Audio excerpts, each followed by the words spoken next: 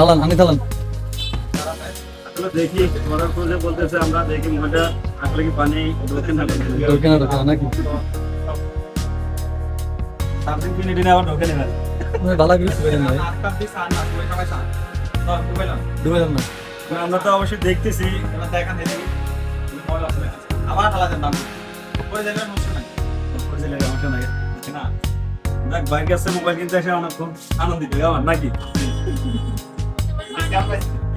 Discount তো অবশ্যই করবে ভাই, ডিসকাউন্ট না করলে কি করবে, বাইক আছে আপনার তো এই কারণে। তার মানে এটা যে 100% ওয়াটারপ্রুফ, এটা শিওর হলাম নাকি?